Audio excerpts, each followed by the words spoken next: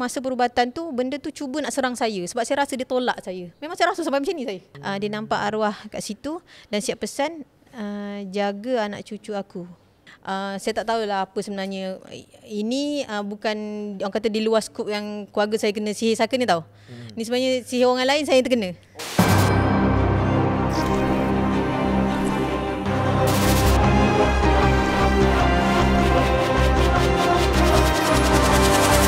A'udzu billahi minasy syaithanir rajim. Wa qur rabbi a'udzu bika min hamazatis syayatin wa a'udzu bika rabbi an yahdurun. Sadaqallahul azim. Assalamualaikum kepada para penonton di sebalik misteri ni. Apa khabar? Waalaikumsalam. Sihat? Dok, tak sihat. Itulah tengok Pak Ngah duk terencuk-rencuk kenapa kaki? Terencuk kaki satu. Pak Ngah silap tidur. Tidur. Bila tidur tu kan kita melipat kaki kan. Pagi esok tu terus sakit ni lah. Tapi itu betul Pak Ngah tak nak risau tu. Nak risau. Sebab habis kuat pun dia di dalam. Tendon tu di dalam. Yang Pak Ngah paling risau adalah penyakit di luar. Dia Pak Ngah sesungguhnya tu Pak Ngah sebelum ni tidak memikirkan pun, tapi apabila umur ni menginjak menginjak makin tua, melepasi 40-an. Tapi tak apa, nampak makin muda. Dia ada sikit tak tahulah, mungkin orang kata ala gatai galak dia ni. Dah perasaan untuk nak jaga tu ada. Dengan cara hidup kita lah ni tu, bukan cakap Pak Ngah je, Datuk pun sama Pak Ngah tu. Tidur lewat, tidur lambat, banyak fikir, sampai rambut tak ada. Lepas tu kadang-kadang dia boleh efek tak kita punya macam kulit muka ke? Mesti. Kalau kita tak cukup tidur, kulit kita tak cukup rest, dia boleh keluar ni, kita shooting ni boleh keluar jeragat. Kalau tak pakai sunscreen, kulit kita boleh terdedah dengan masalah-masalah apa yang orang kata masalah-masalah kulit yang ada. Lagi-lagi kita berdepan dengan even lampu handphone kan, mak yang masak kat luar tu pun boleh kena jeragat kan. Masalah kulit kering dalam aircon boleh je. Bila kulit kita kering, dia akan penyebab dan menjadi asbab untuk lagi cepat nampak jeragat kita tu keluar daripada dalam. Jeragat tu hitam tu lah. Hitam. Tapi kalau celah tu kan sajalah, mana tahu hampa pun mengalami masalah sama. Dalam seminggu dua ni, bila Pak Ngah driving pakai spek, memang kena pakai spek, tak nampak kan. So ada sekali tu bila Pak Ngah pakai spek, Pak Ngah nak tonyoh mata lah, macam macam ni kan. Bila kita pakai spek tu kadang-kadang atas ni, bila Pak Ngah tonyoh belah sini, dia dah naik kesat kulit macam kering. Tu kulit kering kat sini je. Dua-dua belah. Kulit kering. Itu bukan tanda jerawat. Jeragat. Tak. Okay. Tapi kalau dibiarkan kering tu, ada possibility jugalah untuk jeragat tu keluar. So kena pakailah moisturizer ke, pelembab sikit ke. Lama-lama dia okey lah. So untuk okey lah, dah halang. Untuk mengelakkan. Macam mana nak buat tu? Pak Ngah boleh pakai. Kita ada satu krim untuk mata, PDRN. Yang tu banyak feedback saya dapat kat TikTok, dekat beg kuning review. Semua cakap walaupun diorang pakai seminggu, dark circle diorang hilang, eye bag diorang hilang, diorang punya gelap-gelap mata tu semua dah sangat pudar. PDRN dalam tu dia ada peptide serum sekali. Dia memang untuk bawah mata. Ni produk baru ke? Eye cream baru. Produk baru. So dah halang-halang lah kalau Pak Ngah cakap pasal benda ni kan. Dah halang. Apa kata kita bagi hadiah kat diorang juga. Tapi aku ada lah. Sebab mungkin ada yang follow di sini, tak follow di IG ke apa. PDRN ni apa dia? PDRN ni dia sebenarnya adalah sperm ikan salmon. Yang diambil, yang diekstrak untuk dijadikan bahan utama dalam kita punya krim tu. Dan ianya adalah pengganti kepada kolagen manusia. So kalau kolagen kita yang ada dalam kulit ni, bila dah hilang, so satu-satunya benda yang kita boleh replacekan dengan kolagen kita tu adalah PDRN tu, which is sperm ikan salmon. Dia punya DNA tu. So kita boleh gantikan supaya kulit kita kekal anjal, kekal muda, awet muda, lembab. Jadi boleh jadi yang kau cakap tu. Apa tunggu tak? Jadi anda semua kat luar sana dah halang Pak Ngah bertanya pasal benda ni, saya rasa nak bagi hadiah lah kat diorang Pak Ngah. Depa? Kita bagi free. Satu krim tu kita jual satu tube tu RM89.90. Dia bukan saja boleh pakai bawah mata, boleh pakai seluruh wajah. Jadinya saya nak bagi 10 orang yang bertuah pada malam dia menonton, tapi korang kena komen selepas premier kita. Selepas premier. Sebab kalau korang komen waktu-waktu korang tengah tengok kita punya live ni, sekejap lagi komen tu dah tak masuk dekat korang punya komen tu dah tak masuk dekat section komen kita after tu. Dia hilang. So korang kena komen dekat section komen selepas premier. Korang komen lah kat situ kenapa korang nak. Mungkin ada juga ada masalah yang sama, mata kering, eye bag dan circle semua, makeup selalu nampak gelap-gelap bawah mata. So kita kena tackle dulu, baru kita punya makeup cantik and smooth. Depa nak komen apa? Nak komen apa? Kenapa korang nak PDRN? Dia bukan Polis Diraja Malaysia, bukan PDRN. Nepal. So komen kenapa saya nak PDRN. Okay, bagi tahu kenapa. Lepas tu dah habis korang punya kenapa tu, titik, tulis itu IG, apakah nama IG anda, ataupun TikTok, apakah nama TikTok anda. Memudahkan untuk tim kami cari dan bagi hadiah. Best lah. Tengok di sebalik misteri dapat hadiah. Produk lagi apa semua manik. Malam ni saja RM89.9 kali 10 kat RM900. Datuk bagi free-free je kat diorang. Tak susah pun kan, komen je. Okey Pak Ngah. Ya. Bila kita cakap pasal dakwah hari tu, saya teringat satu hal. Ramai orang bila diuji terus rasa Allah tu marah kat kita. Padahal kadang-kadang ujian tu tanda Allah masih sayang. Betul tu. Bila Allah uji, itu bukan sekadar teguran, tapi peluang untuk kita rapat balik dengan dia. Waktu senang kita relax kan. Tapi bila kita diuji, kita barulah sujud kita tu jadi lama. Baru doa kita ni kita angkat sungguh-sungguh daripada hati. Itulah kan. Orang selalu tanya, kenapa aku ya Allah? Tapi jarang kita tanya, apa yang Allah nak kita belajar sebenarnya. Ujian bukan untuk nak menjatuhkan kita ke apa, tapi untuk mendidik, untuk menguatkan jiwa kita. Kan? Okey. Pak Ngah teringat satu kisah Nabi Ayub alaihissalam. Sakit dia bertahun-tahun, hilang harta, hilang anak, tapi dia tetap sabar. Baginda tak pernah mengeluh, tapi cuma sebut, ya Tuhanku, sesungguhnya aku telah ditimpa penyakit dan Engkaulah Tuhan yang Maha Penyayang. Masya Allah. Lembutnya hati seorang Nabi tu Pak Ngah. Kadang-kadang kita lupa Pak Ngah, setiap ujian tu bukan kebetulan. Betul. Allah sedang ubah sesuatu dalam diri kita ni sebenarnya. Kan? Dan kadang-kadang ujian tu sebenarnya jawapan daripada doa-doa yang kita pohon sendiri. Kita minta kesabaran. Allah turunkan ujian supaya kita dapat rasa nikmat sebenar sabar tu.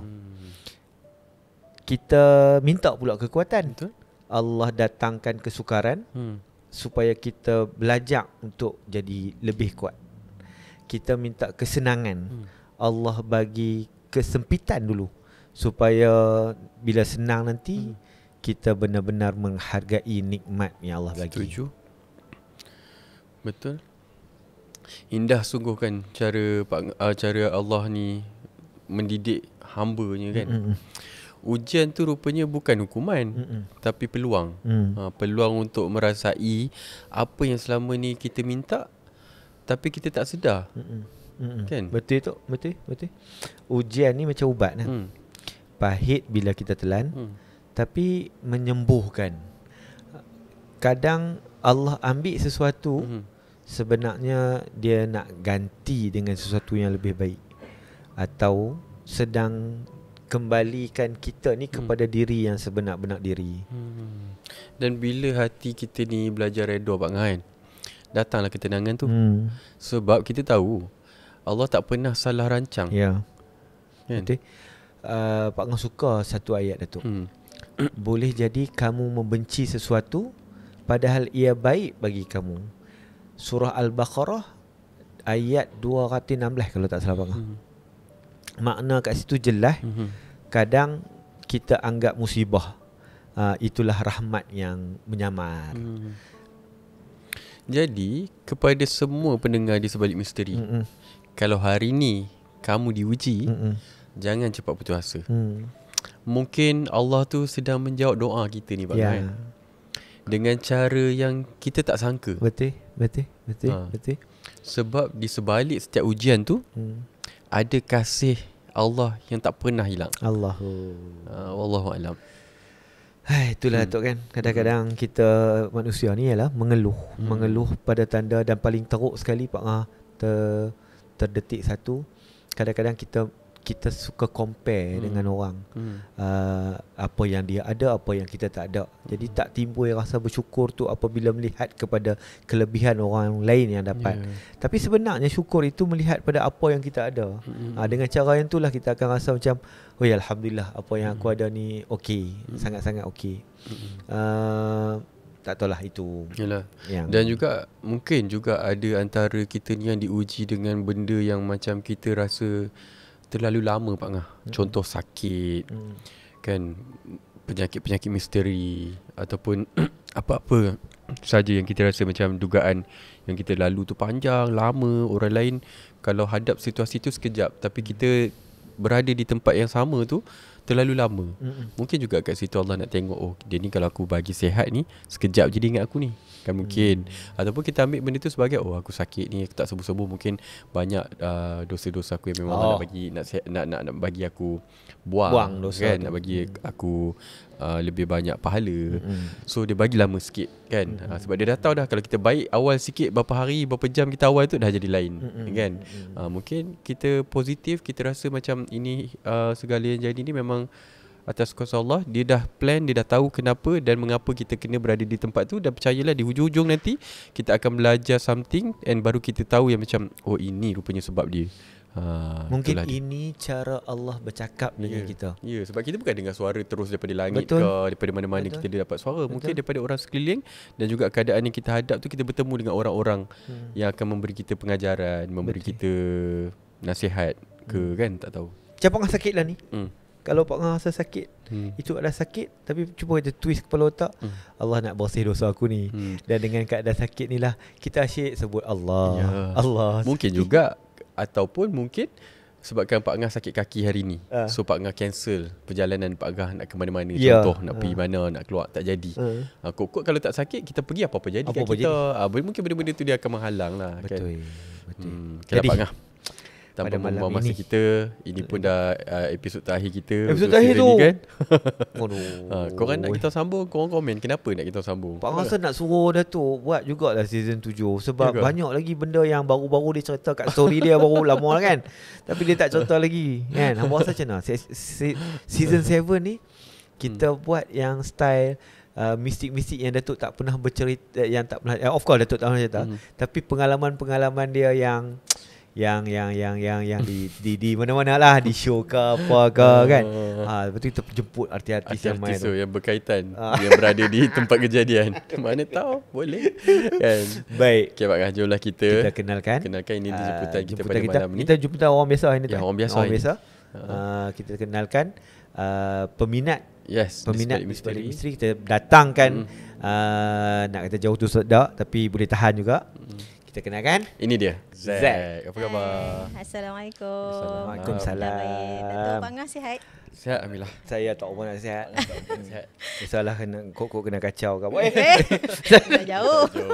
Tak jauh, jangan diminta. Tak mungkin silap makan kot. Di kaki tak pernah nak okey kan. So kepada anda di luar sana yang boleh nampak, boleh baca-baca, tolong tengok. Kenapa tiba-tiba kaki Pak Ngah tak boleh berjalan. Okay, Zack. Ceritalah sikit pasal diri Zack. Okay, nama samaran lah ya, Zack. Okay, saya berasal actually dari Kelantan. Oh, Kelantan. Tapi saya membesar di satu negeri ni, saya tak nak mention sebab ada kaitan nanti dengan cerita itu. Dah lama lah kira saya membesar memang di negeri itulah. Daripada kecil sampailah saya sekolah rendah, sekolah menengah ke semua di situ. Dan sekarang saya bekerja di Jalan Sultan Ismail as a payroll assistant. Di sebuah syarikat swasta lah. Sudah berkahwin kan? Sudah berkahwin, anak 2 orang, 2 lelaki. Alhamdulillah. Hero. Pak Ngah ada lah sembang-sembang sikit dengan dia tadi tok belakang. Dalam family anak dia pun boleh nampak. anak dia boleh. Betul kan Zack? Betul. Secara detailnya dia boleh cerita. Muka Patut macam mana. Discover anak tu boleh nampak tu umur dia berapa? Masa tu saya rasa kecil lagi. Mungkin dalam, saya rasa adiknya pun tak ada lagi masa tu. So starting permulaan yang kami buat rawatan tu memang dia kecil lagi. Saya rasa paling tidak ke dia ada adik. Saya tak ingat lah, tapi macam tu lah. Paling tidak adik dia pun mungkin baru nak masuk setahun. So waktu tu dia berusia? Kalau adiknya setahun, dia baru 3 tahun. 3 tahun. Maksudnya 3 tahun tu dia dah boleh nampak dah. Dia dah boleh cakap pula macam mana rupa benda tu. Okay, sekejap lagi kita cerita sikit insiden-insiden yang berlaku. Betul. So Zack bekerja je lah, tak ada buat bisnes apa-apa? Sebelum ni ada, tapi since anak dah melangkau ke orang kata tahap 2 sekolah rendah ni, saya memilih untuk berhenti sebab saya nak fokus pada pembelajaran anak-anak. Sebab husband saya kerja shift, so lagi masa kurang. So saya memilih saya lah kena perlu ada bersama anak-anak. Dengan macam-macam isu sekarang kan. So saya rasa saya sebagai ibu kena ada sentiasa dengan anak. So Zack, Pak Ngah difahamkan Zack memang mengikuti tu di balik misteri. So mungkin dah tak asing dengan format yang kita ada kan. Tapi bukan saja nak sebut. So kita akan bermula sekejap lagi untuk cerita yang relax dulu, lepas tu dia naik medium, lepas tu dia fikir hardcore. Dan kepada sesiapa yang duduk situ, tuan-tuan dan puan-puan, pasti dia boleh nampak lah. Sebab nanti di akhir kita akan jelmakan penampakan dan sosokan yang dialami pengalaman oleh tetamu jemputan kita pada hari ini. Sebelum tu saya nak tanya dulu. Okay. Dari skala ketakutan. Macam biasa kita tanya kan. Daripada 1 paling tak takut, 10 paling menakutkan. Paling takut dengan perkara-perkara mistik. Saya tak tahulah Datuk saya nak describe macam mana takut saya tu. Sebab saya rasa depend pada situasi. Sebab saya dah pernah berdepan. Saya pernah berdepan. Dan saya pernah pengsan pun kerana berdepan tu. So ada ketika mungkin saya di skala 3, 4. Ada masa saya mungkin 7, 8. So mungkin sebab depends on situation. Mungkin dah lali pun ya. Tapi ada setengah yang mai kan. Jemputan yang kita panggil, depa sampai ke tahap dia dah tak jadi takut, tapi dia jadi marah dah. Betul, saya dah pernah sampai tahap tu. Saya pernah sampai tahap tu sebab bila saya rasa sesuatu ada dalam rumah saya cuba berikhtiar untuk pagar lah dengan garam kasar. Buat sendiri? Saya buat sendiri. Alhamdulillah saya boleh lah buat sendiri macam tu. So bila saya baling tu saya dapat rasakan tahu aura tu macam marah. Memang saya baling dengan kerasnya kat situ, saya sebut Allahu Akbar. Dan dalam hati Zack pun marah juga. Memang marah, terasa marah, cakap kenapa nak ganggu keluarga aku. Macam itulah ibarat dia. Sebab saya rasa macam ada something yang tak selesa sangat. Macam itulah. Okey. Jadi tuan-tuan dan puan-puan, Datuk, Pak Ram minta izin untuk kita selam cerita Zack yang pertama, yang mana mungkin cerita ini yang relax-relax dulu bagi dia. Bagi kita belum tentu. Jadi silakan Zack. Okey, sebenarnya family saya ni dah biasa kena dua-dua, sihir dan saka daripada saya kecil sampailah sekarang. Sekarang pun masih lagi meneruskan rawatan. That's why saya pun tadi nak tunjuklah identiti saya sebenarnya macam mana kan. Sebab masih lagi meneruskan rawatan. Sebab ada lagi yang terbaru ditambah. Starting yang saya kena, seingat saya lah ni masa kecil. Sebab abah saya ni sebenarnya jurulatih satu seni mempertahankan diri lah. Dari negara seberang. Pernah orang kata mewakili jugalah. Okay, satu orang kata event ni juga. So dapat tahu daripada mak lah, cerita mak, saya tak pasti. Saya pun ingat lupa dah. Bila dia tak puas hati dengan abah bila dia tak puas hati dengan abah, dia cabar untuk berlawan. So bila lawan dia kalah. So bila dia kalah, dia tak puas hati, dapat gangguan tu. Wallahualam lah sejauh mana jalan cerita. Sebab masa tu saya kecil lagi. Dan tak lama lepas tu, kita orang jadi macam gatal-gatal ni. Ambil sikat, maghrib je ambil sikat. Satu family? Saya dengan mak saya macam tu lah. Mak saya cerita balik masa sebab saya tu kecil lagi. Tapi memang garu-garu lah. Lepas tu bila panggil adalah cousin abah, dia boleh berubat, tapi saya tak tahulah sejauh mana dia guna perubatan Islam ke dia guna pengantara pun saya tak tahulah. Bila dia siram, masa tu duduk kat kawasan tu, rumah setinggan kan, dia ada tangga sikit. So kita orang terpaksa pecahkan batu tangga yang cantum tangga tu untuk siram air tu. So bila siram memang berkepuk-kepuk asap keluar. So jumpalah botol kecil. Lepas pada tu alhamdulillah okey lah. Lepas pada tu, itu yang minimal lah. So itu kira first time dapat tahu, first time experience First time waktu kecil lah. Sihir. So antara sihir lah yang kena, sama juga pasal orang dengki. Masa berpindah di satu kawasan lagi, mak saya berniaga. Kita orang Melayu ni sebenarnya tak lari dah dengan orang kata hasad dengki berniaga ni. Saya rasa Datuk pun daripada cerita-cerita Datuk banyak kali Datuk kena kan. Macam tu juga facing dengan mak saya. Orang kata, boleh kata abah ni hampir mati jugalah. Orang buat sebab selalu jantung dia tersumbat. Bila jumpa doktor, memang doktor nampak selalu jantung tersumbat. Bila scan dengan ustaz kata ada benda tengah sumbatkan jantung kau ni. Macam tu. So berlaku kat rumah tu, saya jumpa kelopak bunga mawar. Kan pintu kita boleh nampak bawah tu kan, nampak macam orang lalu. Lepas tu abah cakap pergi tengok. Bila buka pintu ada kelopak bunga mawar. So saya ambil abah bawa pergi jumpa ustaz rasanya. Lepas tu yang jadi kat situ kat rumah tu benda sama. Itu saya ingat. Saya memang menggaru. Bila saya baca Quran, dia berhenti. Yang pelik, kalau betul kita orang kata sakit kulit, kau dah garu, pedih, mesti bila kena air pun dia akan pedih kan. Saya tak. Bohai garam pun tak. Tak ada apa-apa. Lepas tu cakap macam pelik dah mak ni. Lepas tu adik yang saya 7 beradik. Saya anak sulung. 3 perempuan dan 4 lelaki. Adik saya nombor 5. Tiba-tiba kepala dia teling macam tu. Tak boleh pusing Datuk. Datuk, saya tak boleh pusing. Pelik ni, tengah malam ni dia akan menangis. Merah, dia putih, dia merah ni muka dia sebelah. Cakap pelik ni kenapa? Pergi kan, bila pergi jumpa doktor suluh lah telinga takut ada masuk benda ke apa benda kan. Tak ada. So pergi jumpa satu perawat perubatan Islam ni. Ustaz tu gulung kertas, so baca kat telinga dia, so hembus. Terus keluar malam tu lelehan nanah. Lepas tu kita orang bawa balik kampung lah kan. Mungkin nak ikhtiar, tak ingat nak balik kampung tu sebab apa, nak ikhtiar lain ke apa. Tapi orang kata kan, bila kita melepasi sungai kan, melintas, dia macam terputus. Orang kata benda tu sebenarnya memang terus adik saya boleh pusing kepala dia balik. Tapi memang berapa hari dia menanggung. Malam je dia menangis. Saya tengok, memang saya tengok, memang lepas azab. Terus elok dah. Terus elok. Lepas tu memang keluar nanah tu kat telinga.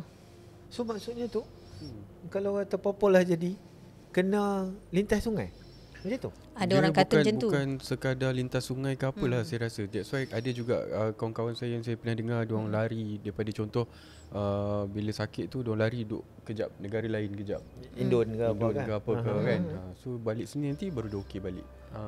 Yang tu orang dengki mungkin sebab niaga. Sebab mak niaga kau pisang je, kuih muih. Lepas tu bila ada event, ayah ni dia jenis orang yang mudah dikenali kat satu kawasan dia duduk tu. Sebab dia memang aktif. Lepas tu suara dia memang lantang kalau bersuara. Mungkin salah satu sebab jugalah, mungkin ada orang tak suka dengan kelantangan suara dia kan. Orang dengki lah. Bila orang ada niat nak beli makanan mak saya tu, jadi tak nampak. Sebab saya sendiri yang jumpa tumpukan najis kat belakang mak saya niaga. Saya nak pergi hantar barang kan, kita nak buka kemah niaga tu kan.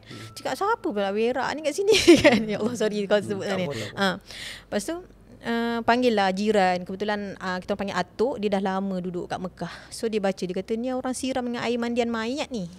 Dekat tapak peniaga tu. So bila berubat, dia okey sekejap, okey sikit je. Lepas tu bila tak lama tu kita nampak taburan batu pula. Nampaklah macam dekat tempat mak niaga tu macam ada orang pecahkan tar tu, macam ditanam sesuatu. Tu niaga memang disebabkan itulah Datuk Pangah. Keluarga saya tergolong dalam asnaf zakat negeri itu. Sebab disebabkan kena gangguan tu.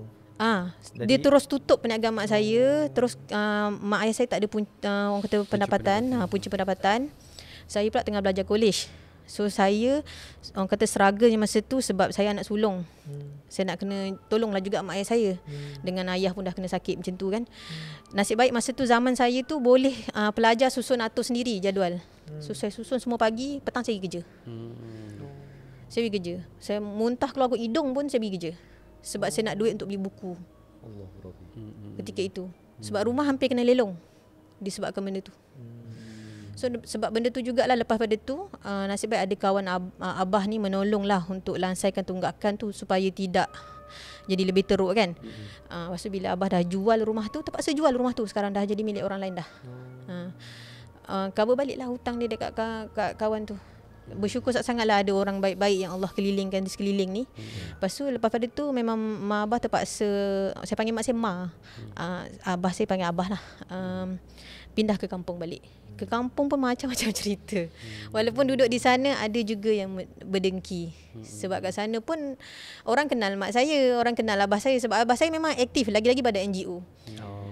Kalau kat sana buat kata ni kan, orang kampung lah, orang lebih kenal dia daripada penghulu kampung. Dia memang kalau dari segi banjir ke apa semua, dia akan aktif ni tolong orang sana, orang mana susah, orang yang mana terlantar sakit perlukan bantuan. Abah macam tu. Dia memang dengan family dia garang. Orang kata kalau orang Kelantan panggil backing. Backing, dia memang backing. Tapi saya ada nampak sudut baik lah dari segi abah tu, dia sangat membantu orang-orang masyarakat sekeliling.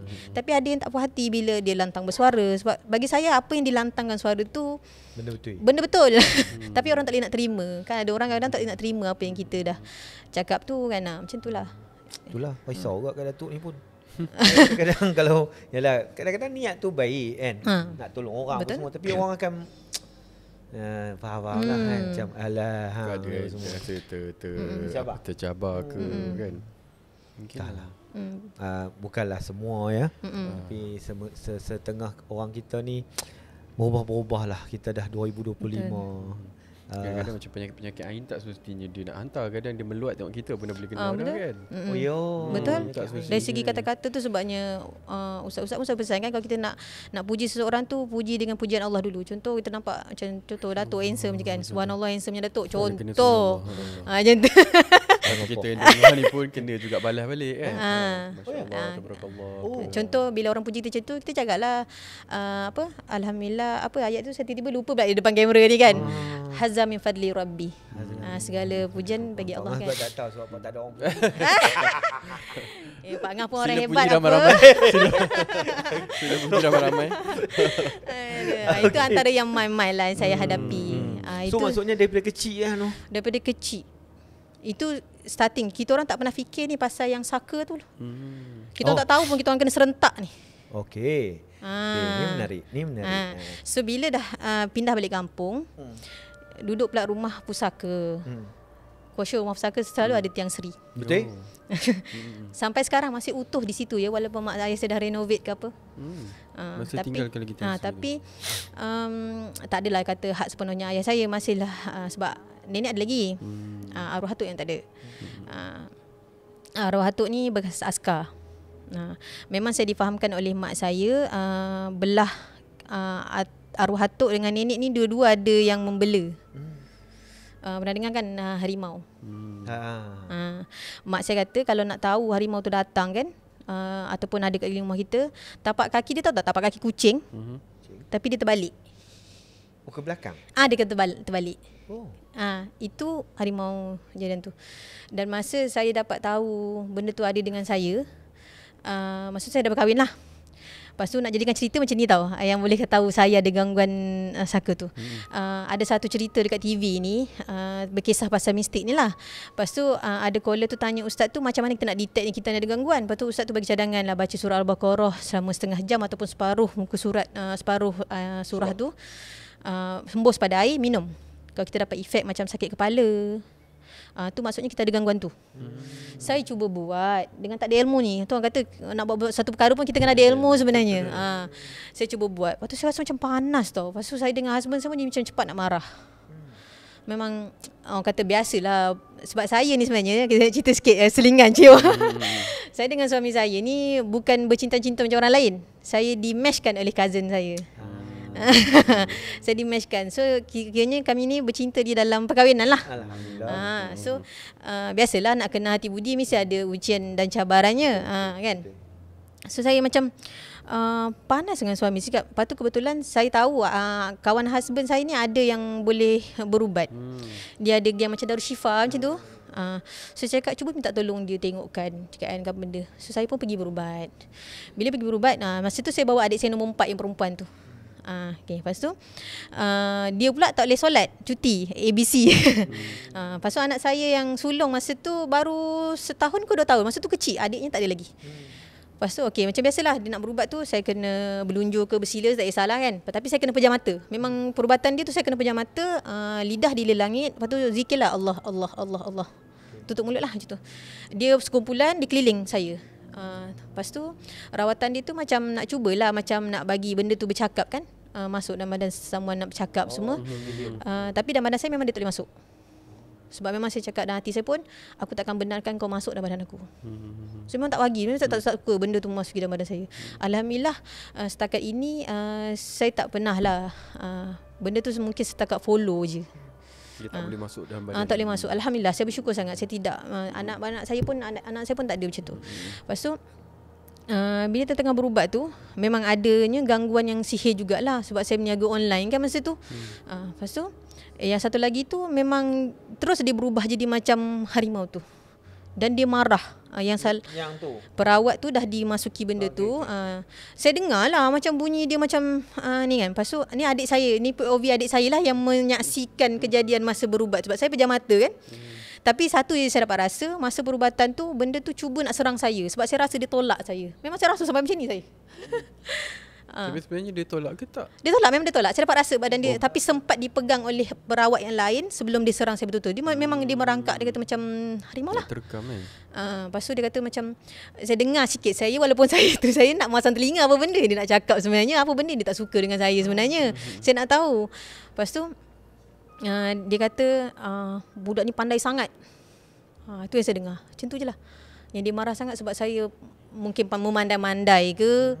Sebab saya baca surah Al-Baqarah tu mungkin. Sebab kawan husband dia cakap, bini kau ni pandai sangat ni, tak ada ilmu, tak ada apa, macam main buat je. So sekurang-kurangnya kita kena pagar diri. Start daripada situlah Pak Ngah, Datuk. Saya perbaiki diri saya. Kuatkan amalan dari segi mungkin bukan kata saya nak riak ke apa dengan amalan, tapi ni jadikan iktibar juga kat sini. Sesiapa yang terkena seperti ini, sihir ataupun saka, dekatkan diri dengan Allah. Perbaiki solat, mungkin buat tahajud, solat sunat lain, zikir, selawat, jangan tinggal. Sebab bila kita rasa benda tu, kita takkan rasa seorang. Kita akan sentiasa, Allah akan melindungi. Dia paling maha berkuasa nak mengizinkan. Sebab benda tu jadi pun nak menguji kita. Benda tu mengaji nak uji kita, nak uji sejauh mana kita percaya. Contoh, kalau kita pergi berubat, jangan bergantung harap pada orang yang merawat tu. Dia pun dengan izin Allah untuk merawat kita. Kalau Allah kata jadi masa dia merawat tu, jadilah. Kalau belum diizinkan, belumlah kan? Betul. So boleh Pak Ngah sebut kat sini contoh apa yang Zack lalui ni. Satu, kepada penonton-penonton yang mungkin rasa diganggu, jangan memandai-mandai. Jangan memandai. At least pergilah bertanya. Kalau rasa lain tu bertanyalah. Melakukan sesuatu amalan yang berkait dengan benda tu lah. Bukannya kami melarang, tak. Tapi lagi afdalnya hampa pergi jumpa orang yang pakar dan tanya. Mungkin kat situ kita mencabar dia. Sebab ada setengah ustaz cakap kan, kita kena beradab juga dengan dia. Ataupun kita tak tahu se-ekstrim mana benda yang ada dengan kita tu.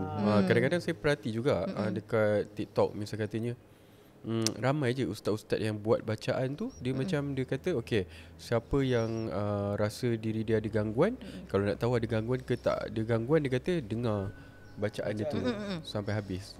Kalau boleh dengar tu maksudnya macam tak ada apa-apa dan okey lah.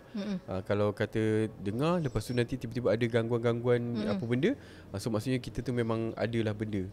Tapi benda tu saya terfikir juga, misal kata ada di antara kita yang contoh waktu tu semua orang tak dekat rumah kan, kita seorang-seorang, yang kita pun tak tahu kita ni ada ke tak ada ni kan. Buat kata tiba-tiba dengar benda tu serang, ataupun masuk dalam badan kita ke apa, lari-lari terjun contoh. Kita tak tahu kan, dia akan di luar kawalan kita. Se-ekstrim mana benda yang ada dekat badan kita lah. Jadi saya nasihatkan kepada anda semua, kalau ada terlalu, kadang-kadang kat TikTok ni banyak ustaz-ustaz yang macam dia perawat, mungkin perawat ataupun mungkin juga tak tahulah, kalau kot ada yang memandai-mandai kan, kita tak tahu kan.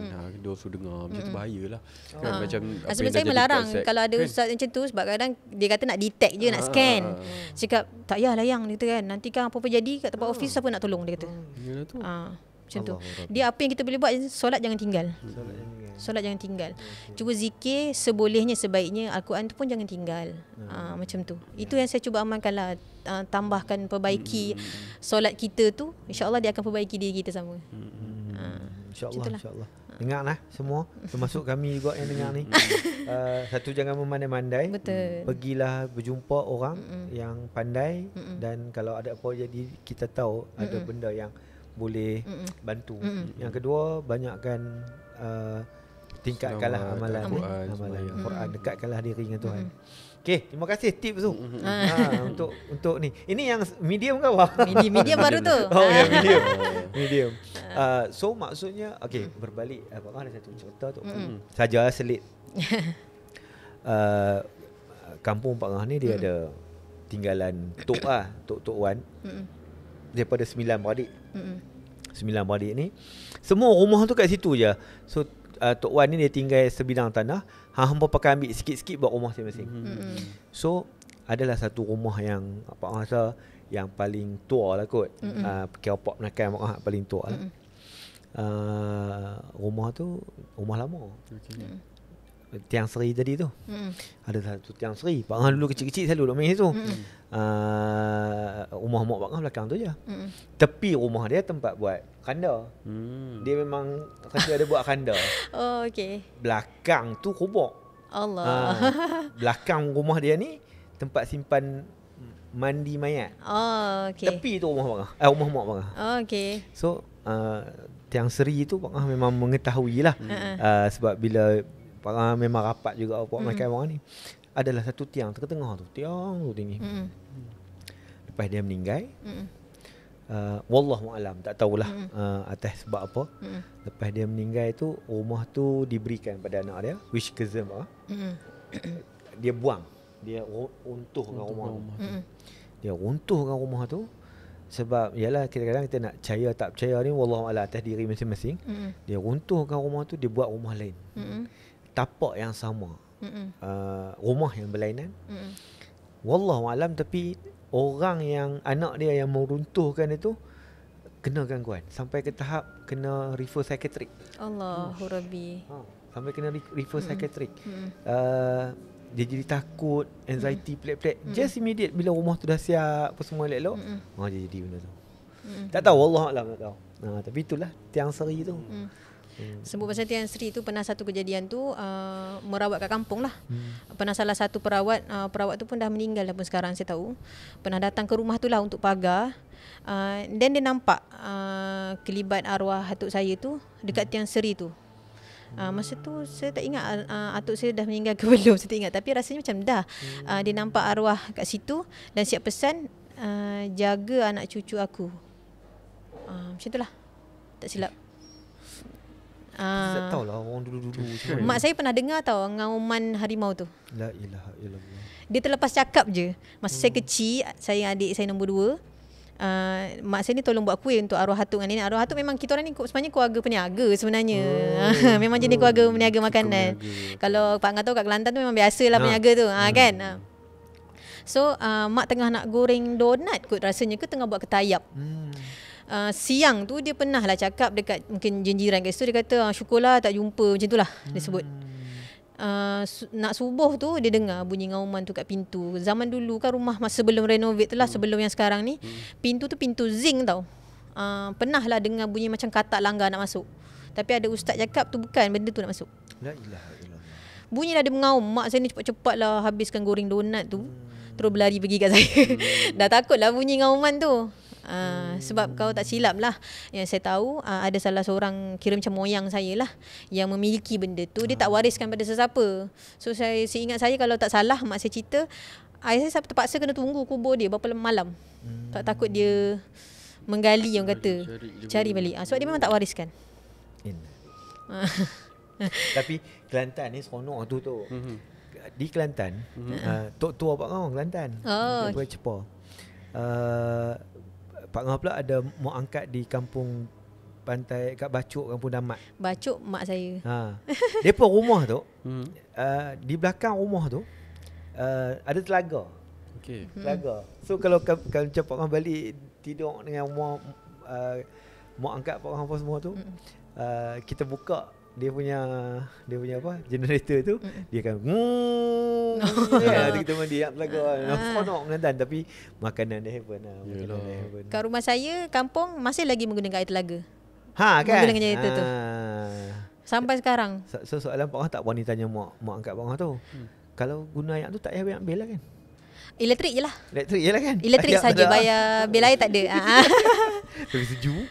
Sejuk. Sebab saya nak mandi gigil pagi. Oh tapi fresh. Memang fresh. Tapi best lah, best. Antara negeri yang orang tak apa kalau Pak Ngah akan pergi setiap tahun, pergi Kelantan. Tengoklah. Boleh nanti pergi kampung saya, mak saya akan jamu makanan sesedapnya. Oh ya. Cik kerabu. Allah Rabbi. Gulai ayam. Maggi ketam ada Maggi ketam. Maggi ketam. Tak tahu lah mak saya boleh buat ke tak tu. Tapi mak saya biasa buat macam tu, nasi kerabu semua tu. Tapi bacuk dia terkenal dengan Maggi belut. Maggi belut Jangan tanya saya Pak Ngah, saya membesar di negeri ini. Cik, di satu negeri ini tu tu dah je tu. Mak kata mak saya umur kau 3 bulan mak dah bawa sini. Macam tu. Patutlah. Patutlah dari Kelantan tu saya tak dengar sangat. Ada saya 7 orang, saya nombor 2 nombor 3 je lahir Kelantan. Yang 4 lagi semua lahir Selangor. Okey, tu untuk cerita yang kedua, medium. Tapi cerita pasal goreng pisang semua Datuk ada pengalaman juga.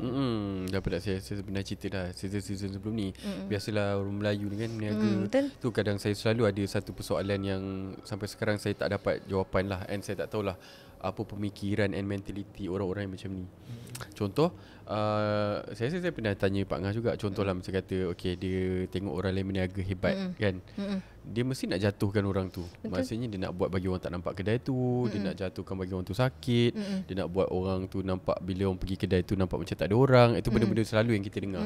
Kenapa tidak orang yang ada duit, saya percaya benda nak buat ni mesti dia ada duit Pak Ngah. Maksudnya ada duit, dia nak bayar orang yang buat tu, melainkan dia sendiri pengamal. Tu saya tak tahulah. Okay, let's say lah saya dengki dengan Zack. Okay, aku nak buat kau ni gini bagi gini. Contoh bagi tutup, okay bungkus. Kenapa tidak saya sendiri jumpa Pak Ngah, contoh Pak Ngah ni peramal ni, jumpa Pak Ngah. Kita tak payah kacau dia, buat di kita sendiri. Maksudnya pelaris lah, macam pelaris lah. Macam pelaris ke. Contoh aku ni tak pandai masak, boleh tak aku masak cincai-cincai je, nanti kau bagilah benda apa ke apa, nanti aku boh kat makanan aku ke. Contoh orang makan tu rasa tak boleh tak ni tak setiap masa nak benda tu kan. Jadi biar naikkan diri kita sendiri. Apa-apa pun antara engkau dengan Allah lah kan. Kita tak tahu. Ni kalau kau dah buat orang tu dah jadi gitu, kenapa nak diitukan orang tu? Betul. Maksudnya biarlah buat diri kau lagi better. So biar pelanggan-pelanggan yang pergi kat dia tu pergi kat engkau. Contohnya kalau dia berniaga jugalah. Melainkan kalau dia memang simply nak jatuh ke orang tu sebab dia sakit hati semata-mata, dia tak mampu nak berniaga, tapi aku tak nak dia lebih daripada aku. Kalau diikutkan cerita Datuk ni, kalau kita relatekan dengan investment, itu adalah investment yang agak bongok sebab dia invest kepada untuk menjahanamkan orang lain tanpa dapat apa-apa dekat dia. Kan? Apa yang invest kat diri? Mungkin dia puas hati tengok orang tu jatuh. Macam tu lah. Okay, kenapa nak puas hati? Sedangkan ada orang ni contoh boleh buat something kat dia yang dia boleh berniaga sampai dia puas hati. Kan maksudnya kau nak kaya mana? Kau nak buat apa, sampai jadi apa?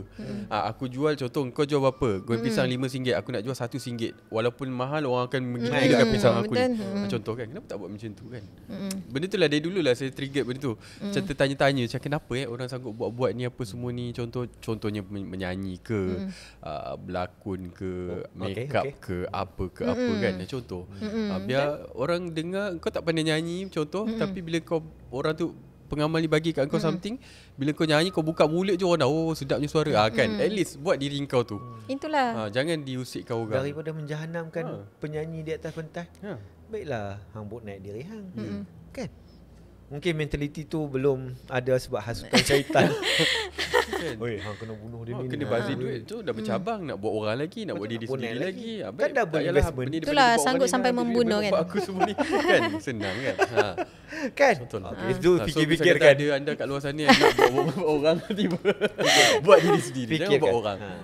Investment tu biar berbaloi. Tukar bisnes pula kan. Tapi benda logik lah daripada kita nak menyakiti orang. Betul. Setuju. Dalam kita nak buat benda-benda kurafat boleh dalam. Jangan buat. Saya bertanya soalan ni, kenapa begitu punya. Itu analogi. Analogi Datuk kenapa keadaan itu berlaku sedangkan boleh buat keadaan yang lain yang tidak mengganggu orang tapi menguntungkan diri. Saya ada satu soalan juga sebab benda viral-viral saya tengok sekarang ni macam Israel apa semua ni, kisah-kisah ni kan ramai rakyat Malaysia macam pengamal-pengamal perubatan Malaysia power boleh hantar sihir apa sendiri, kenapa kau tak hantar dekat Trump dekat ni apa semua ni kan, kenapa kau tak hantar? So siapa ada jawapan sila komen kat bawah. Saya kata macam ni, saya dapat jawapan kot. Syaitan pun tak nak pergi kat dia sebab dia orang main syaitan. Syaitan juga. So kalau macam syaitan, so dia kata ke sana, kenapa aku nak buat kawan aku? Dia nanti jadi kawan.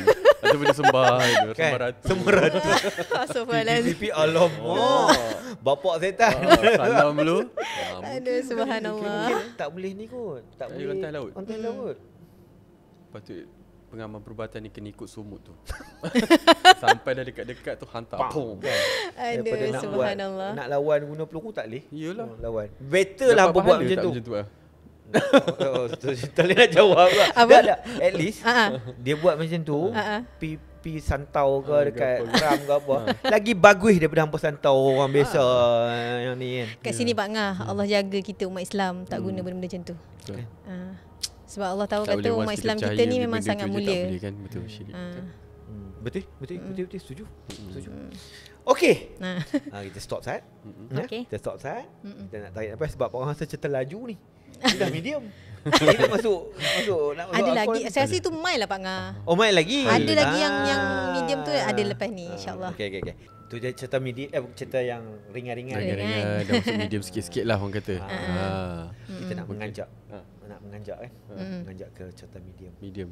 Mungkin ada medium-medium yang lebih hardcore nak ke hardcore. Medium. Pak Ngah ready ke?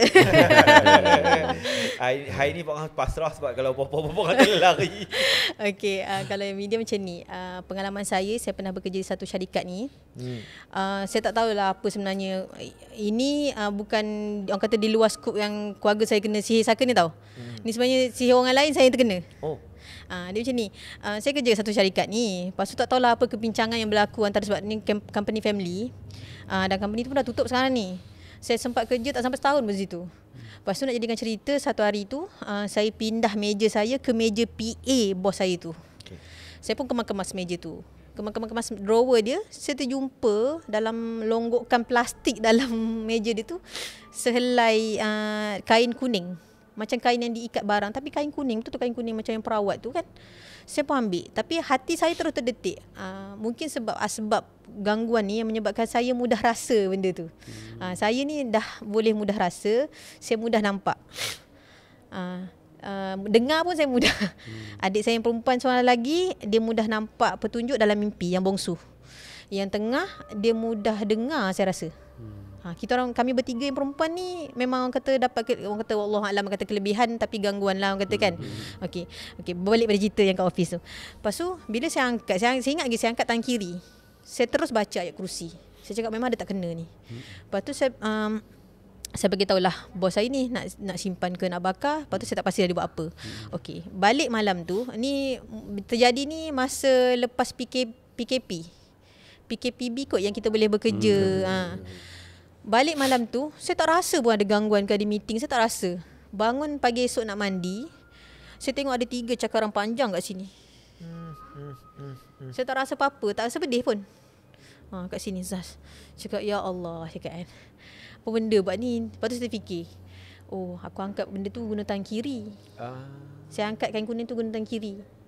Tu mungkin tu sebab tu memang panjang daripada pelipatan ni kan sampai ke sini.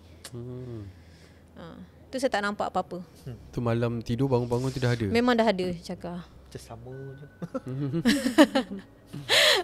Tu pun kena kak. Tapi Gitu. tak ada. Itu sebab ni sebab benda-benda lah kita shoot ni lah.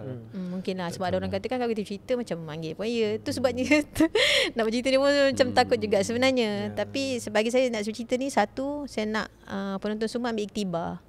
Dan mungkin boleh amalkan apa yang saya amalkan jugalah. Kan. Jadi kalau terjumpa benda pelik-pelik, baca kursi. Baca ayat kursi. Selalunya orang cakap kalau nak elak pun boleh baca innahu min Sulaiman wa innahu bismillahirrahmanirrahim. Macam Pak Ngah baca tadi laqad ja'akum rasulun tu antara ayat-ayat ruqyah. Minta dengan Allah, ya Allah aku berlindung daripada gangguan. Sepatutnya macam tu, tapi mungkin masa tu saya baca ayat kursi je. Ayat laqad ja ni saja Pak Ngah share lah. Pak Ngah dapat daripada arwah ayah. Waktu dia hidup dia memang dia meninggalkan benda-benda macam amalan-amalan tu lah. Ada satu hari tu dia panggil. Dia kata ayah panggil Pak Ngah Kun ni. Kun, aku nak minta hang apmai ayat laqad ja ni. So antara kelebihan-kelebihan dia banyak. Tapi salah satu yang dia kata tu, kalau benda tu dah sebati dalam hidup hang, kalau dah tiba masa untuk hang tinggalkan dunia ni, hang tak boleh baca. Tapi tak tahu bila lah. Tapi benda tu dah menghampiri. Tak tahu bila. Jadi benda tu Pak Ngah bersaksi depan mata Pak Ngah. 4 hari sebelum arwah ayah tak ada, dia panggil. Dia kata, Kun, aku dah tak boleh baca dah lah Qadjar ni. Aku tak tahulah bila, tapi dah hampir lah. Tak tahu bila kan, agak hampir. So aku ada hutang ni, aku ada macam ni. Aku fidyah aku macam ni, hang tolong kira. Saya tak hang kira tak? Tak arti. Dia kata, mai aku tolong kira. Dia kira berapa fidyah dia apa semua. Nanti kalau aku mati, hang kena buat benda ni. 4 hari. Lepas 4 hari dia tak ada. Ayat lah Qadjar tu. Tak salah Pak Ngah tu surah At-Taubah. Surah At-Taubah ayat, saya tak ingat 128 129 kan Qadjar tu. So kalau kata penonton-penonton nak mengamal tu ayat Quran. Dia banyak tu boleh melancarkan rezeki juga. Ya. Kalau kita tak tinggal pagi kita baca 3 kali, petang 3 kali, insya-Allah rezeki asbab kita lah kan. Asbab betul. Asbab Pak Ngah duk nampak kan. Satu perasan tak? Kadang-kadang amalan-amalan macam Waqiah, Al-Mulk, bila ulama-ulama dulu pesan untuk kita baca, dan mungkin adalah hadis Nabi tu. Bagi Pak Ngah lah bagi Pak Ngah, asbab untuk kelancaran ataupun manfaat ayat itu, apabila kita mengalunkan alunan-alunan ayat Quran tu, mengingatkan kita kepada Allah. Jadi asbab tu kan, asbab tu kadang-kadang kita terlampau macam aku kena baca Waqiah ni untuk aku jadi kaya apa semua, kita letakkan pula tu kat dekat ayat. Macam tak kena lah pula kan. Tapi asbab hadis Nabi yang kata benda tu boleh tidak akan fakir kan benda tu. Tapi sebenarnya kita mengamalkan benda tu atas menjuruskan kita supaya kita sentiasa berserah pada Allah sebenarnya. Betul. Jadi betulkanlah niat kita untuk mengamalkan benda-benda tu, niat untuk kita dekat dengan Tuhan. Asbab ayat itu adalah dia punya petua, bukan petua, khasiat dia pada kita. Betul. Okey. Next untuk medium. Okey, next medium. Medium ni macam nak pergi ke hardcore dah. Nak pergi ke hardcore tapi belum hardcore kan? Belum ke? Okey. Dia macam ni. Saya ni dulu aktif. Saya selalu hiking dan saya suka main futsal. Oh yo. So eloklah husband saya tak boleh main bola kan, garut. Ya Allah. Abi. Kan. Okey. So saya lah yang kena jadi macam boy sikit dah, anak dua boy kan. Okey, tak apalah.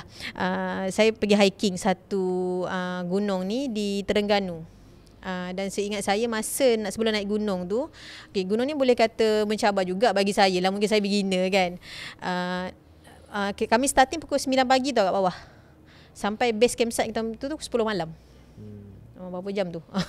10 pagi 10 malam. 9 pagi bawah, 10 pagi kat base campsite atas ke puncak.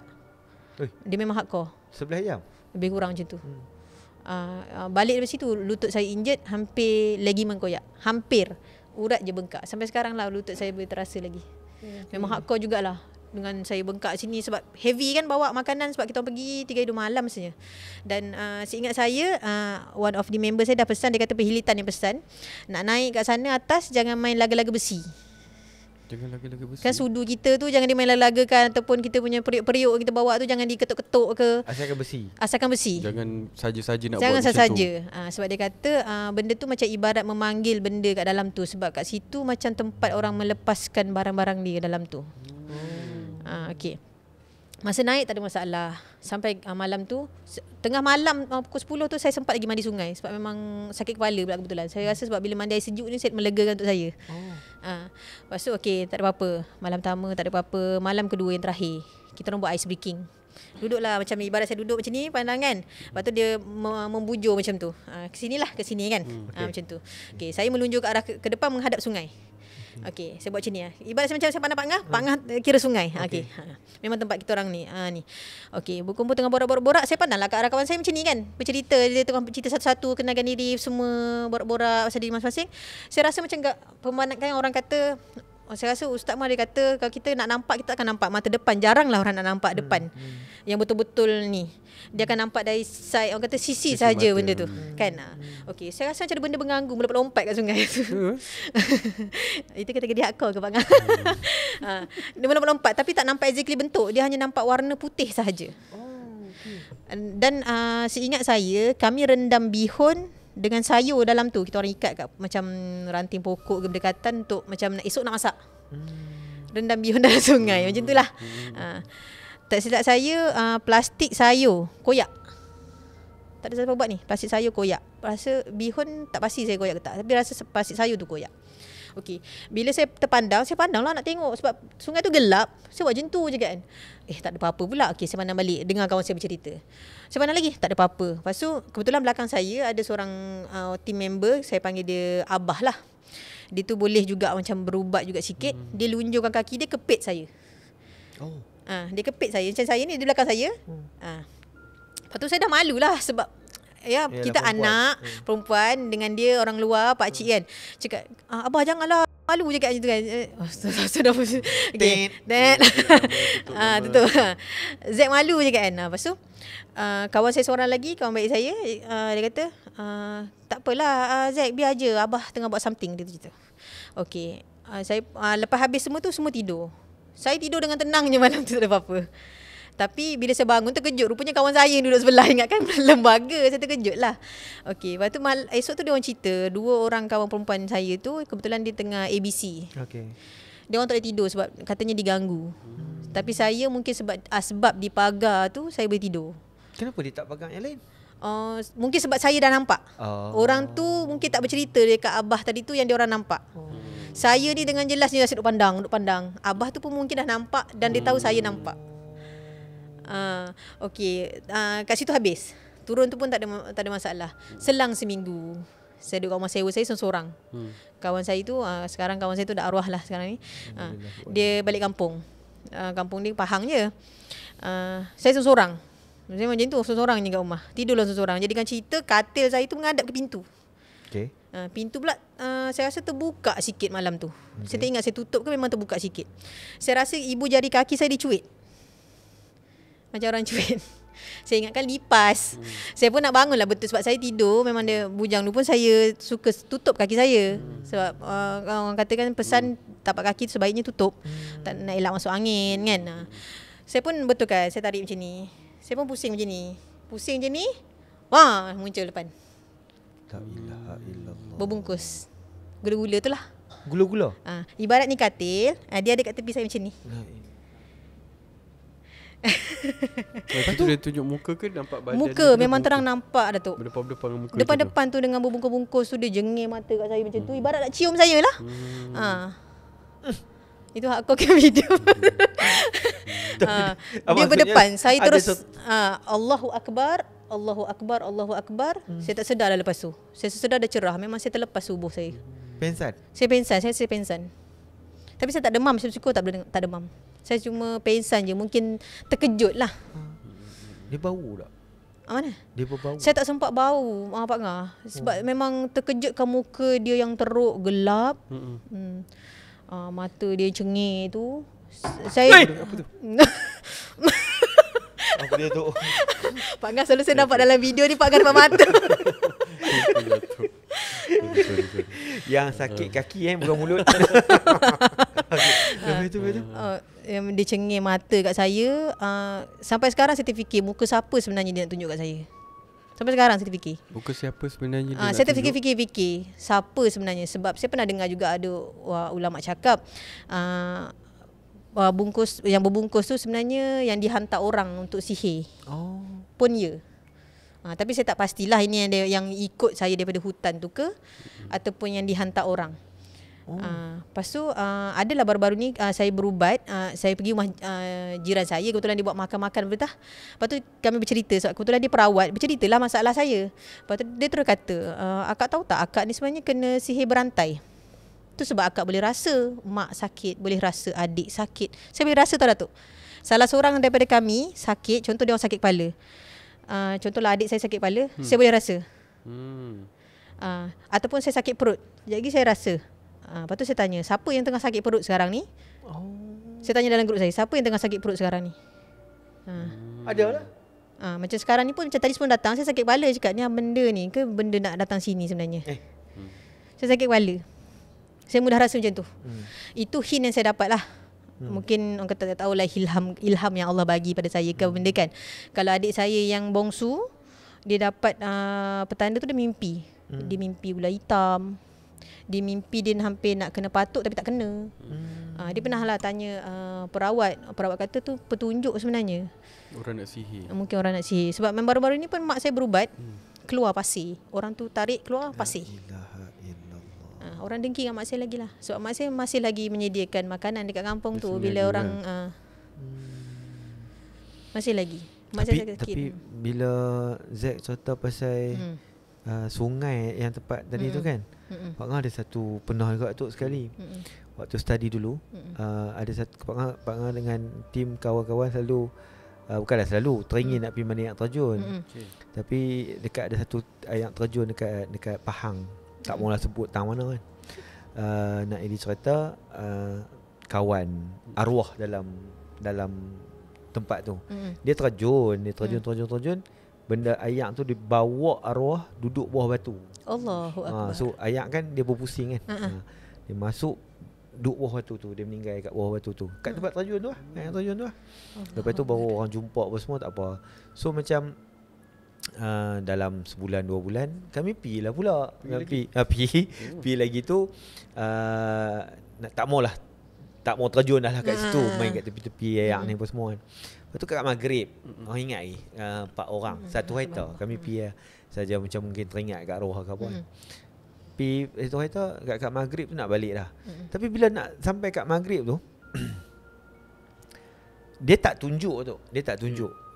Cuma kita tiba-tiba angin kuat dan pandangan Pak Ngah sebelah kanan Pak Ngah ni kita dah angin tu Pak Ngah dah rasa macam dah jom balik kan. Betul kita nak jalan pergi kat kereta tu. Dia macam seolah-olah angin tu dah gogong tu, tapi dia macam kita boleh nampak dekat pandangan kanan kita hujung-hujung ni dia macam beralun ayak tau. Pokok tu dah tak nampak pokok dah. Dia nampak macam beralun ayak tu geli-geli tu. Tu macam gelombang. Macam gelombang tapi mungkin nak menyeliputi ke apa. Sebab waktu tu tak apa dah ada orang kami dah kat maghrib kan. Orang pekat nak balik semua kami lepak situ semua. Ada geli-geli gitu. So kalau lepas tu kami tanya bapa angkat duduk kat Felda. Dia kata kalau hampa tak keluar lah daripada gelombang tu dia menutup, selesai apa. Maksudnya kami mungkin tak keluar lah kat situ. Kami tak sempat keluar. Macam tu lah tu. Jangan hampa main dekat tempat-tempat sungai, hutan, tambah-tambah maghrib lah. Betul. Sedang tak sedang tu sejam lebih lah. Betul. Sejam lebih lah. Sat je no. Soft dia macam tu, medium dah tu kita nak ke climax lah. Malam ni you guys yang menonton kena cepat pick up sebab cerita dia macam singkat tapi padat, tapi dia macam laju. Lepas satu. Ada macam sebab banyak pengalaman. Jadi satu. Pandai-pandai korang lah nak susun mana media mana. Sorry lah hampa no. Last ni nanti yang akan paling hardcore. Ya, paling hardcore. Tak, kadang-kadang bagi kita tu hardcore dah. Tapi bagi dia mungkin tu medium tu kan. Jadi hampa evaluate sendirilah tahap ketakutan hampa macam mana. Okay Zack. Kita nak ke segmen yang terakhir. Cerita yang paling hardcore yang pernah dialami oleh Zack. Dan sebenarnya bukanlah nak bercerita takut-takut sangat. Mungkin ada intipati yang kita boleh sedut untuk pengajaran kepada semua penonton. Okey, ini berkaitan dengan saka lah. Oh, saka. Macam saya cerita orang kata di luar tadi dengan Pak Ngah. Saya adik-beradik ni, saya kan 7 beradik. Bila kerap sangat diganggu semua ni, mak adik ikhtiar lah dekat kampung. Sebab kita orang masing-masing jauh ni. Macam saya di sini, yang seorang tu di sana, di tempat A, di tempat B kan. Bila nak berkumpul sekali tu pun macam saya 3 beradik atas pun dah kahwin. Macam agak susah sikit lah nak berkumpul, nak buang ke apa benda. Okay, ada satu kejadian ni, bila mak dapat tahu, rupanya kami 7 beradik ni mungkin boleh dikatakan ada pendamping keturunan punya. Mungkin yang tidak elok. Lepas tu tak tahulah ustaz ke yang bomoh tu kata minta izin lu dengan anak nak buang ke tak, dia macam tu. Okey, lepas tu mak pun telefon lah setiap seorang anak ni, 7 orang ni termasuk saya, kata nak buang. Lepas tu saya cakap dengan mak saya, "Ma, buanglah, Alun tak nak. Alun tak nak kalau benda tak baik macam ni yang buatkan kufur macam ni, Alun tak nak. Alun tak nak pun ada apa-apa je kan." Okey, buang je. Memang adik-adik lain pun bagi hint, bagi persetujuan yang sama, kata buang je, tak nak. Kami semua memang tak nak. Sebab penat jugalah kan, sering diganggu dengan bermacam-macam semua. Lepas tu okey, mungkin dalam proses, saya tak ingat dalam proses membuang tu ke dah lepas membuang benda tu. Okey, satu kejadian tu malam tu saya 4 beranak tidur dekat ruang tamu. Sebab masa tu malam panas sangat, tiba-tiba rasa tidur ruang tamu. Saya pun tidur. Bila tidur tu, okey, husband saya belah kiri saya. Macam ni sekarang keadaan saya macam ni, kiri. Anak saya 2 orang di sebelah sini. Saya tak ingat anak saya dua-dua kat sini ke seorang belah sana. Macam tu lah. Tak ada orang berdua ni memang jenis suka berkepit dengan saya. Tapi saya ingat saya memang husband saya betul-betul sebelah saya. Okey, bila saya tidur, saya ingat saya rasa saya letak tangan macam ni. Saya ingat saya lah. Lepas tu tiba-tiba saya rasa macam sesak nafas, macam kena tindih lah. Orang kata panggil apa, kalau bahasa sainsnya sleep paralysis, apa dia panggil macam tu kan. Tapi tak, ini memang betul-betul mulanya saya rasa macam sesak nafas. Lepas tu saya terus dengar bunyi suara. Okey, bunyi suara macam ni, tahu tak Pak? Gitu. Jelas bunyi macam tu lah bunyi dia. Dan bila saya buat macam ni, sebab memang saya dapat rasa terus dia gigit tangan saya. Saya memang rasa, saya tak ingat gigit ataupun dia pegang. Tapi masa bila dia buat macam tu, dah saya sesak nafas, saya tolak badan dia. Bila saya tolak badan dia, memang saya dapat rasa badan dia berbulu. Berbulu. Umpama macam dia marah lah kot yang mak saya nak buang. Oh, pendamping tu? Mungkin. Dan bila dapat tahu daripada perawat, mungkin tu dikatakan hantu raya. Okey, Zack. Sebelum Zack dan Datuk menjelmakan untuk lukisan, so kita bagilah sikit description kepada penonton-penonton sebelum mereka tengok yang betul. So bentuk dia besar, point dia berbulu. Berbulu besar. macam Bunyi tu saya nak kata takkanlah kucing, tapi bunyi dia memang macam kata macam anjing, macam serigala macam tu, macam macam mana? Kan kita bunyi macam orang kata anjing tengah pelahap makan. Lebih kurang macam tu lah, macam serigala macam tengah memakan, melahap. Ni kan macam tu. Tapi waktu ditekan tu, lepas tolak tu, memang saya tolak tak lepas. Saya sempat tepuk husband saya. Husband saya yang bangunkan saya. Kalau tidak memang saya sesak nafas. Saya memang jelas suara dia. Dia menggigit saya, dia tengah menggigit saya rasa. Memang saya bangun tu saya rasa. Itu satu benda serangan orang kata yang mungkin saka tu yang jadi kat saya. Tapi sakit tak? Tak sakit, tapi rasa gigitan. Faham? Macam orang gigi orang kat kita lah macam tu. Tapi esok tu bekas kan? Nampak? Tak ada apa-apa. Tak nampak? Tak ada apa-apa. Saya rasa tak ada apa-apa. Seingat saya tak ada apa-apa. Itu yang terjadi pada saya. Memang saya rasa badan dia berbulu. Memang orang kata kuasa dia tu, kudrat dia tu kuat sangat. Saya nak menolak tu memang saya lemas. Memang terasa badan dia berbulu-bulu. Ya Allah. Tapi memang husband tak ada nampak. Tak, dia kalau dia selalu nampak pun just macam sekilas macam tu je. Dia pernah je juga nampak macam lembaga hitam. So bila dia gerak-gerak tu, dia gerak tu baru saya boleh macam ya Allah, Bi cakap kan, kena gigit lah Bi cakap kan. Tu yang saya minta tolong dia pergi berubat dengan kawan dia lepas tu. Sebab saya memang kena serang. Boleh kata yang hardcore kena adalah saya, anak sulung. Saya tak pasti kenapa. Alhamdulillah. So berbulu, bentuk besar, bentuk lebih kurang anjing serigala macam tu lah. Okay, so tuan-tuan dan puan-puan, the moment of truth. Kita akan minta tolong Datuk dan Zack lukis benda tu yang ianya hanya sekadar tontonan umum. Okay, Datuk, Zack, silakan.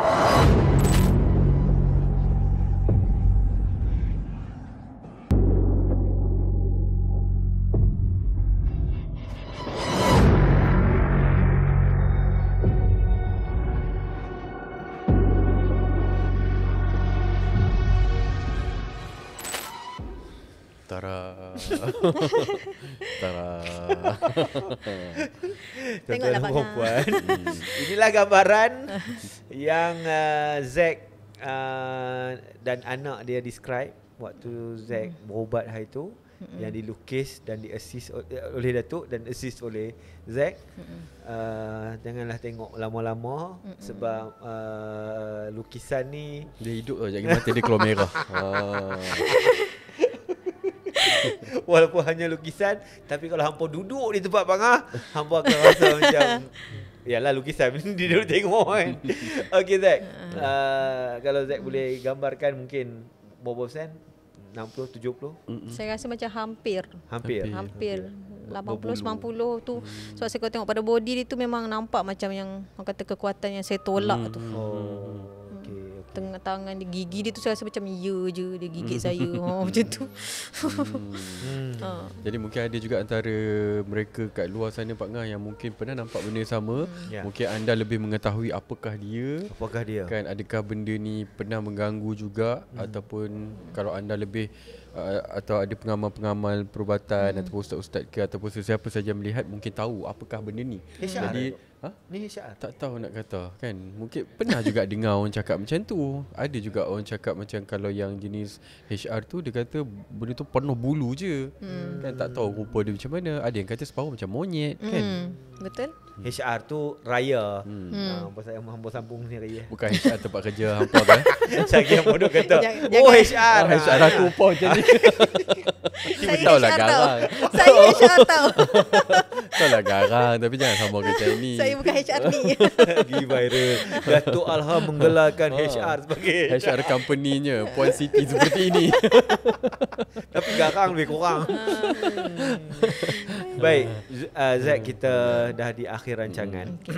Mungkin ada kata-kata daripada Zack sebagai satu takeaway kepada penonton, ataupun mungkin adakah contoh sebelum ni Zack bukan macam ni, tapi dah disebabkan pelbagai jenis gangguan yang menghantui, yang mengganggu keluarga, ataupun mungkin bila pergi merawatkan pergi merawat diri, mungkin juga Zack ada dapat ilmu daripada perawat ataupun pesanan daripada diorang tu menjadikan Zack adalah Zack hari ni. Mungkin boleh share dengan diorang. Okey, betul. Apa yang terjadi dalam hidup saya dan keluarga ni banyak merubah diri saya lah. Keluarga saya bukan datang daripada keluarga yang jenis hafal Quran 30 juzuk, tidak. Keluarga biasa sahaja. Biasalah turun naik kan. Apa yang saya belajar, tapi saya syukur alhamdulillah abah dengan mak saya ni menghantar saya untuk didikan yang baik. Segarang orang kata sebaking-baking abah tu pun dia menetapkan, so saya pakai tudung semua tu. Itu orang kata jadi satu orang kata asbab juga tambahan kan. Selain daripada tu, apa yang jadi ni dengan saya berjumpa dengan beberapa perawat tu, apa yang dinasihatkan adalah kita kena kuatkan hubungan kita dengan Allah. Solat 5 waktu jangan tinggal, dan solatlah di awal waktu. Solat di awal waktu. Jangan sambung-sambung zuhur asar macam tu, jangan. Sebab macam ni tau, kita bagi macam ni je lah.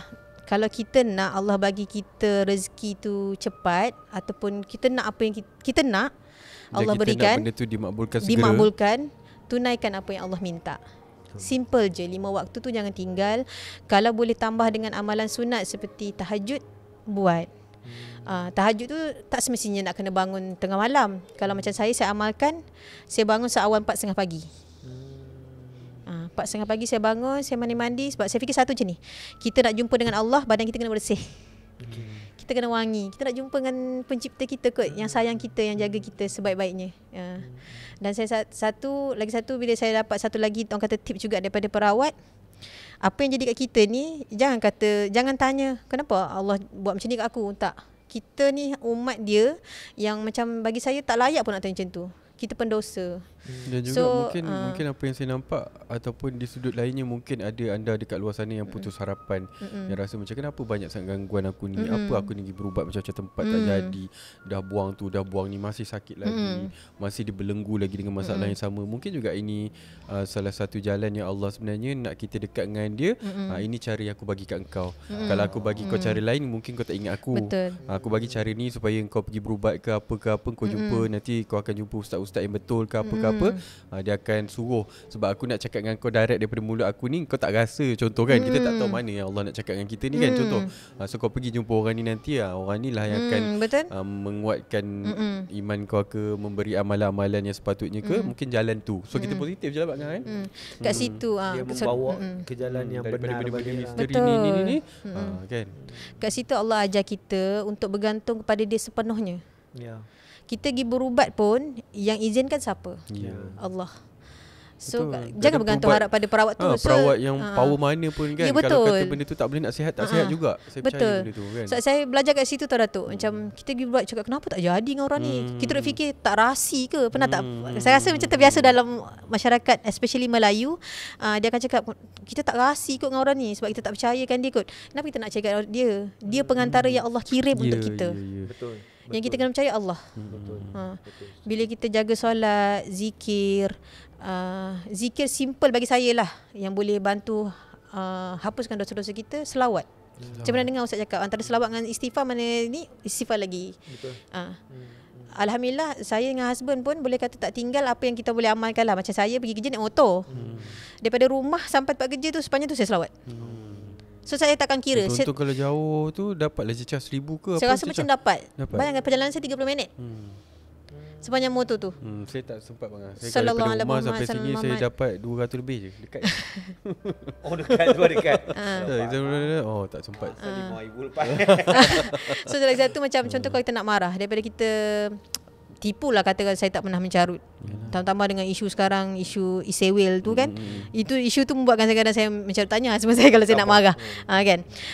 Tapi satu lagi tips saya rasa saya nak marah, saya selalu contohlah kalau kita nak marah sebut tut benda macam tu kan. Kita je ni. Allahumma salli ala sayyidina Muhammad. Kita dah dapat dah selawat satu. Saya macam tu. Bila saya nak marah orang macam tadi, saya hampir orang tu nak masuk je kereta cakap Allahumma salli ala Muhammad. Kau ni tak reti nak bagi signal lah macam tu. Lepas kita utamakan dengan zikir daripada kita terus tut bab tut macam tu, baru kita nak istighfar, kita dapat dosa dulu juga. Macam apa kata kita gain pahala dulu. Rasa kurang-kurangnya elak daripada kita terus Lepas ni kalau ada yang nak marah kan, gimmick tu Allah kan, Allahu Akbar. Kita nantikan. Macam tu lah. Omah tu Macam Terima kasih tu. banyak. Terima kasih banyak Zack Okay. atas Alhamdulillah. perkongsian yang pertama tu. Yang keduanya adalah tips dan yang ketiga adalah nasihat yang Zack kongsikan. InsyaAllah yang mana yang baik datang daripada Allah Subhanahu Wa Taala, yang Lemah tu tak elok, kekurangan daripada kita kekurangan sendiri. daripada kelemahan diri kita sendiri. So tuan-tuan dan puan-puan, Datuk, Zack, kita memang dah di akhir. Jadi kepada anda semua, Pak Gan, kata-kata akhir lagi? Kata-kata akhir tu tak ada. Ada season 7 ke? Oh ini dalam episod kita. InsyaAllah saya terakhir. Kalau ada season ke-7 tu, doa-doakanlah. InsyaAllah ada. Saya Saya doakan. hanya mengikut bos. Bos kata Pak Ngah buat, saya follow je. Kalau kata nak, korang komen nak ramai-ramai kat bawah. Ya. Kan? Saya salah satunya nak. Tapi orang teringin lah. Buat kat luar. Bukan? Dah. Orang Mana teringin buat nak mencongkil kisah-kisah mistik Datuk di apa kan semua? Di show. Mungkin kita akan tengok. Kita tunggulah kalau Datuk Kita korek sikit waktu ni lah Pak Gan, kita buat review season ni. Recap. Kita masuklah sikit kat situ nanti. Datuk banyak cerita. Banyak cerita. Dia pernah WhatsApp dalam grup kami cerita-cerita dia waktu dia kena dekat show-show television. Apa pernah tengok kan story dia kan? Okey. Jangan lupa subscribe lah Pak Gan. Subscribe tekan lagi. butang loceng. Kok ada lagi season depan. Betul. Komen banyak-banyak, share banyak-banyak. Okay Pak Gan, ini dia di Sebalik Misteri. Dia menjelma Bila diseru.